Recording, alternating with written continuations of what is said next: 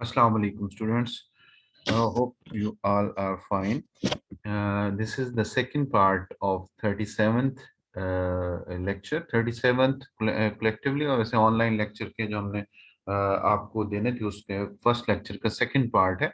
इसमें हम isomorphism theorems discuss कर रहे थे, जो कि 3 हैं हमारे सिलेबस में, और उसमें से first fundamental theorem of homomorphism पढ़ रहे थे, जिसका हमने फर्स्ट पार्ट का प्रूफ पढ़ा था कि अगर फाई जो है वो जी से जी डैश में हमारे पास एपिमॉर्फिज्म हो, यानी ऑन टू होमोमॉर्फिज्म हो ग्रुप जी से ग्रुप जी डैश में, देन कर्नल ऑफ फाई, इसका हमने नाम की रखा था is normal subgroup of G. हमने प्रूव किया था फर्स्ट पार्ट में कि kernel of phi is a normal subgroup of ji.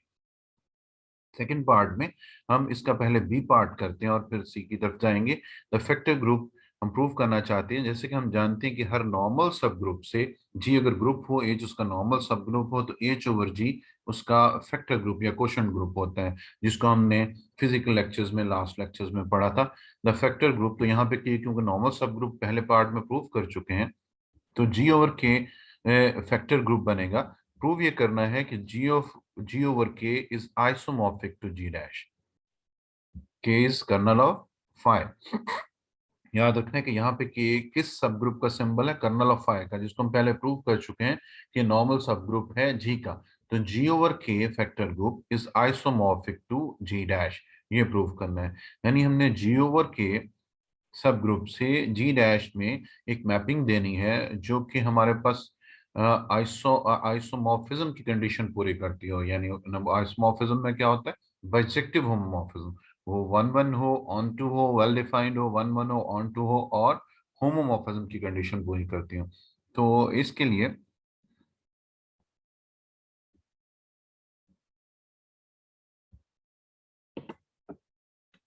In general ये देखिए, इसका सेकंड पार्ट जो है यहाँ पे सॉल्व है, बुक पे भी सॉल्व है। देखिए उन्होंने एक मैपिंग ली है G over K factor group से जी डैश में।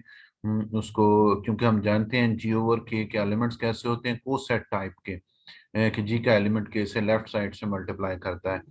तो ये Sai of G K is equal to phi of G. Phi पहले से जी से जी डैश में डिफाइंड है, और उन्होंने बताया क्लियरली ये मैपिंग वेल डिफाइंड है। सब्जेक्टिव क्यों है ये बताया गया है। फिर वन वन के लिए दो एलिमेंट्स पे इमेजेस लेके उनकी पूरी इमेजेस को सेम प्रूव किया गया है। Five G one G K is equal to five G one K लेके प्रूव कर दिया, G K is equal to G one K. इस तरह नेक्स्ट स्टेप में साई को होमोमॉर्फिज्म प्रूव कर दिया, और this is the second part. यहाँ से भी ठीक है, लेकिन जैसे यहाँ पे हमने ऑन वेल डिफाइंड को और थोड़ा सा क्लियरली नहीं यहाँ कम बताया गया। तो अगर इसको डिटेल से करना हो तो आप नोट्स से कर सकते हैं। मैं इस लेक्चर में आपको नोट्स से डिलीवर करूंगा, ताकि आप वन वन ऑन टू और वेल डिफाइंड और देन होमो, ये सारी चीज़ें आप इसमें से कर सकें।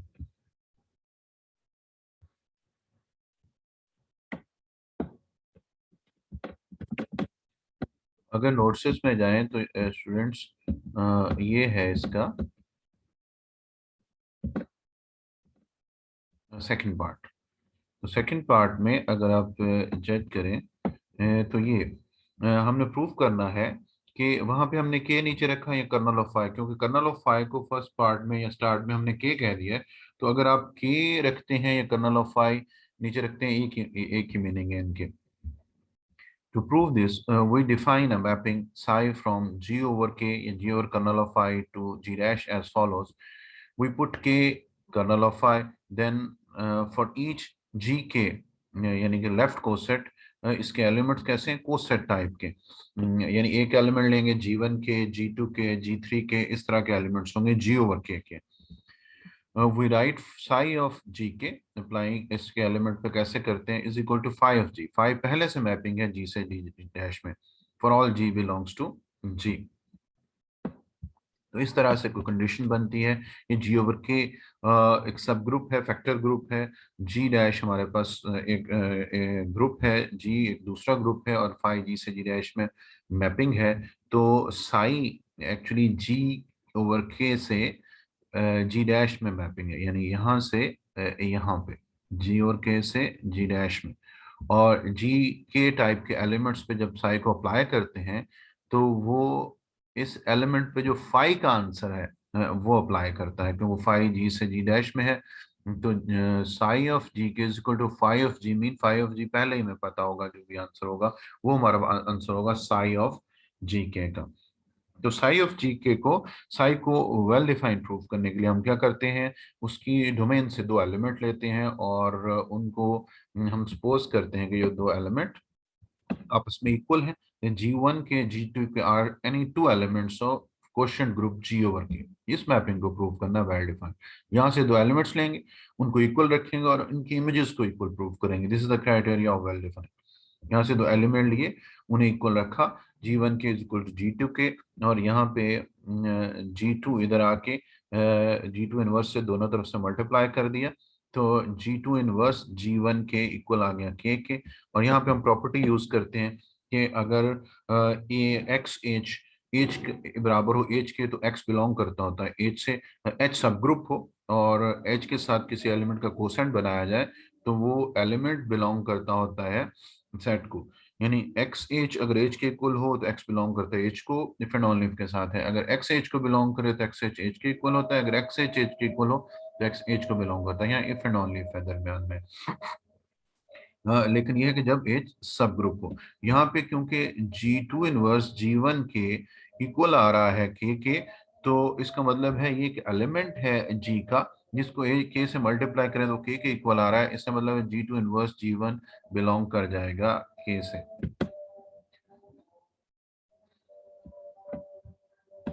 तो जैसा कि हमने देखा कि हमारे पास, हम अप्लाई कर रहे हैं यहाँ पे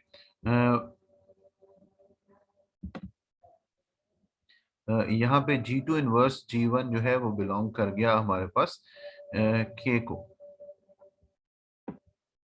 तो ये आपने जहन में रखना है कि G2 इनवर्स G1 के को बिलोंग कर गया। की क्या है, कर्नल ऑफ फाई, और जो एलिमेंट कर्नल को बिलोंग करता है इसका मतलब है उस पर जब फाई अप्लाई करेंगे तो उसका आंसर क्या आएगा, identity of next group G dash की आइडेंटिटी। तो क्योंकि ये कर्नल का एलिमेंट बन गया है इसका मतलब इस पे जब फाई अप्लाई करेंगे तो नेक्स्ट ग्रुप की हमारे पास आइडेंटिटी प्रोवाइड होगी। इसी वजह से क्योंकि G2 इनवर्स, लास्ट पेज पे हमने देखा कि G2 इनवर्स G1 बिलोंग करता है के को, और के कर्नल ऑफ फाई है। इसका मतलब phi of this element answer is E dash, E dash is the identity of G dash. Kernel की डेफिनेशन अप्लाई कर दी। अब क्योंकि फाई होमोमॉर्फिज्म है, इसका मतलब है phi of G2 inverse G1 equal है phi of G2 inverse phi of G1 K, और ये इक्वल है आइडेंटिटी ई डैश के। हम जानते हैं फाई क्योंकि होमोमॉर्फिज्म में एलिमेंट के इनवर्स की इमेज इक्वल होती है इमेज के इनवर्स के। So phi of G2 inverse is equal to phi of G2 totals inverse, ये बराबर आ गया ई डैश के।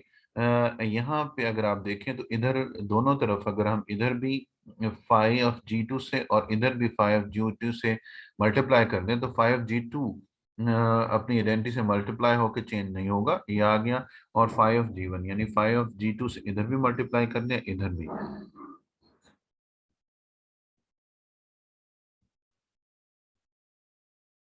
एलिमेंट अपनी आइडेंटिटी से मल्टीप्लाई होके यही रहा। तो यहाँ से five of G1 five of G2 के इक्वल आ गया, और G2 को five of G2 total inverse से मल्टीप्लाई करेंगे तो आइडेंटिटी आ जाएगी। इधर फाइव ऑफ G2 से मल्टीप्लाई करेंगे तो ये आ गया। So five G1 five G2 के इक्वल आ गया। हम जानते हैं कि फाइव G1 आंसर है साई ऑफ G1 के का, और फाइव G2 आंसर है साई ऑफ G2 के का। So psi is well defined.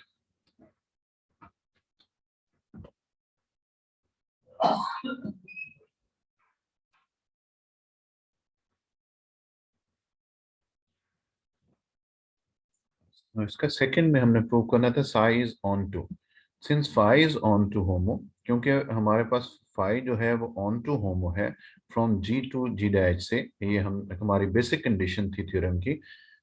So for each phi G belongs to G dash, we note that there exists gk belongs to g over k,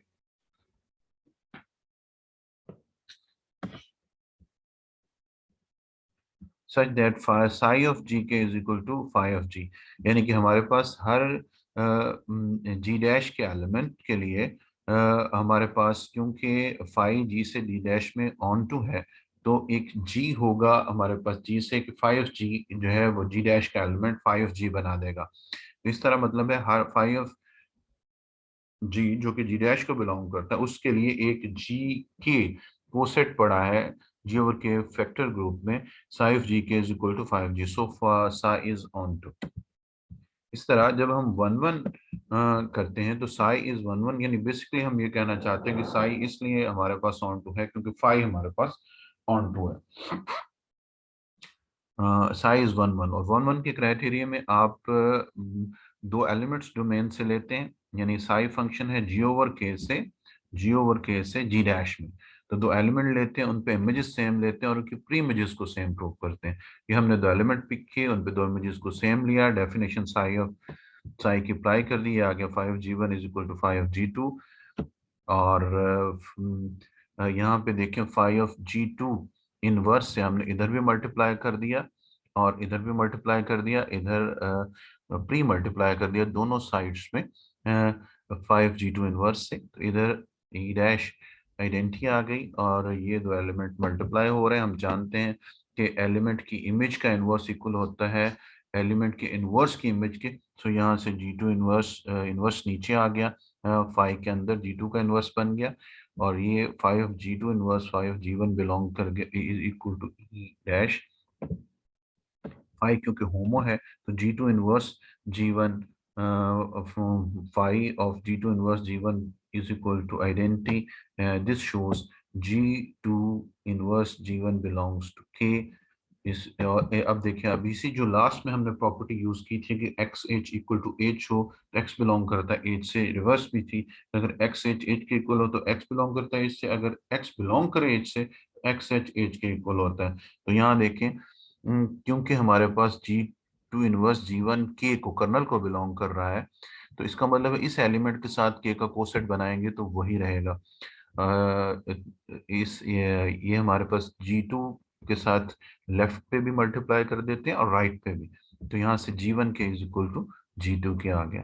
फिर repeat करते हैं हम, हमने दो elements पे देखें, दो एलिमेंट्स लिए किसके जी ओवर के पे, और सपोज किया कि psi of G one K is equal to psi of G two K, by definition of psi this is equal to phi of G one is equal to phi of G to.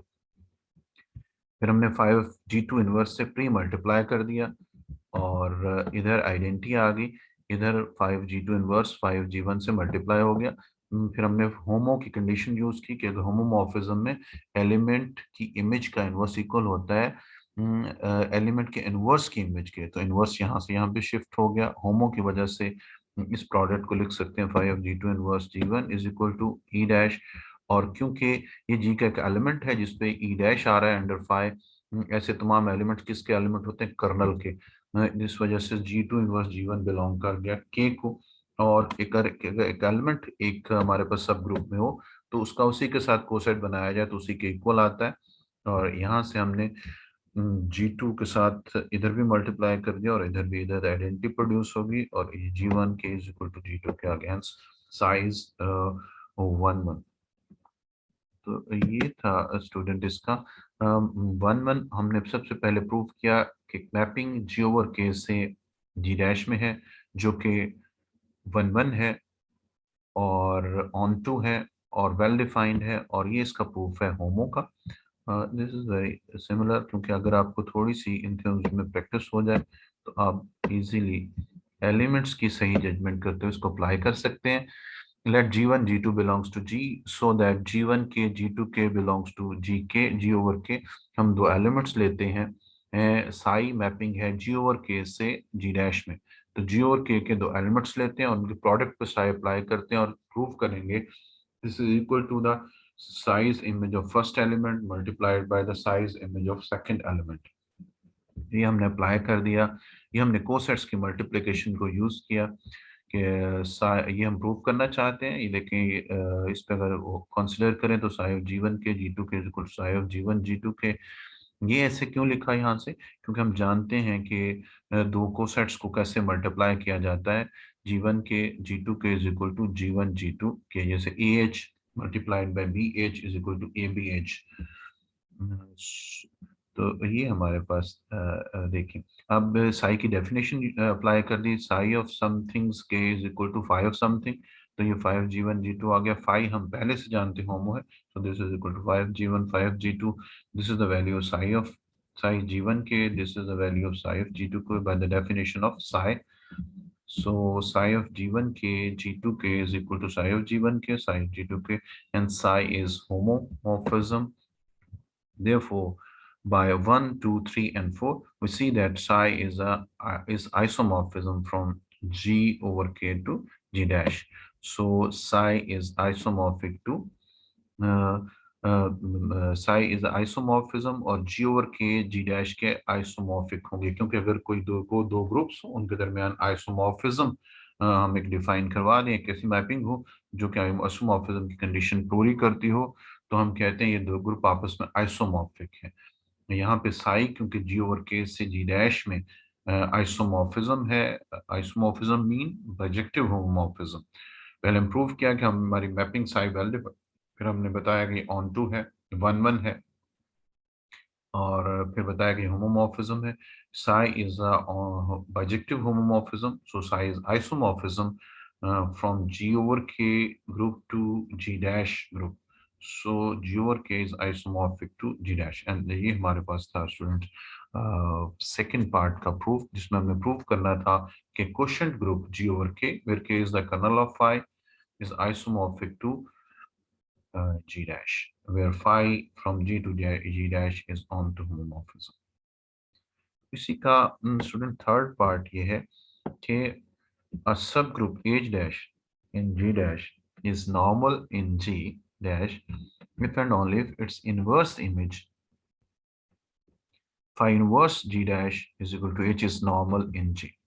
तो हम यहाँ पे statement ये है कि G से G dash में phi क्योंकि ऑन टू होमोमॉर्फिज्म है, तो G डैश के किसी भी सब ग्रुप H डैश अगर G डैश में नॉर्मल हो तो उसकी इन्वर्स इमेज जो होती है वो G में नॉर्मल होती है। इसी तरह अगर H डैश कोई G डैश का सब ग्रुप है और उसकी इन्वर्स इमेज जो है वो G में नॉर्मल है, तो H डैश भी नॉर्मल सब ग्रुप होगा G डैश का। ये टू साइडेड प्रूफ है।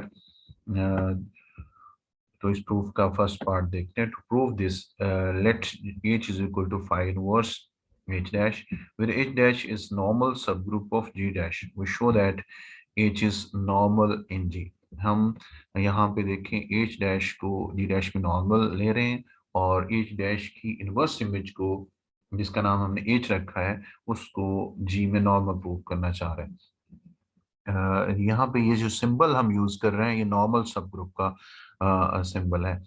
यानी ऐसा लिखा हो तो हम पढ़ेंगे H is normal in G। यहाँ पे कुछ चीजें नोट दैट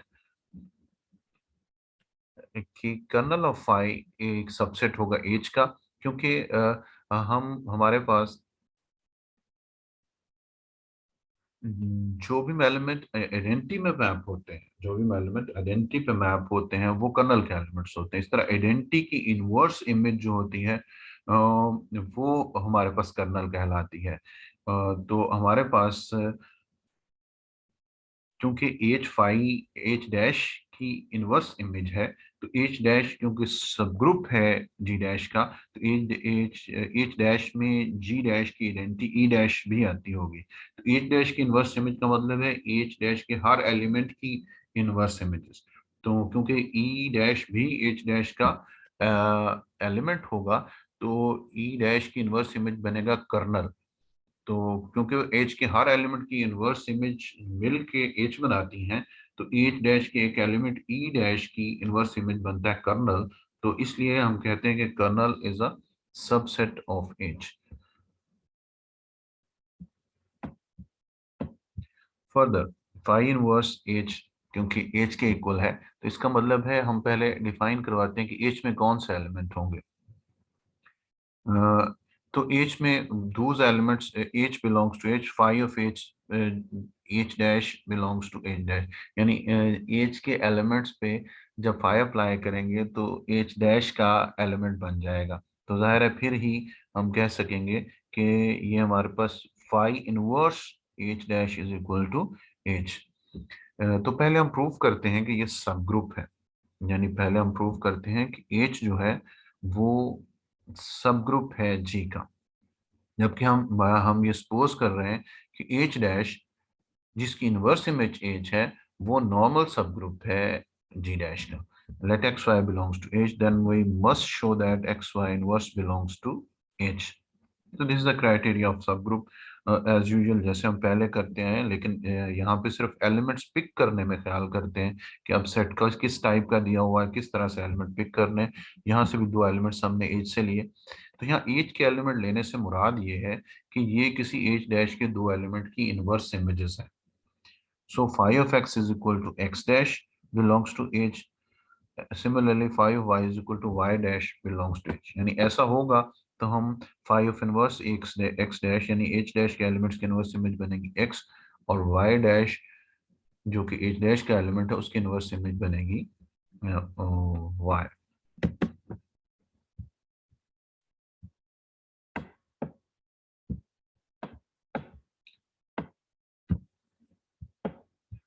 देखिए since h is a normal subgroup of g dash, तो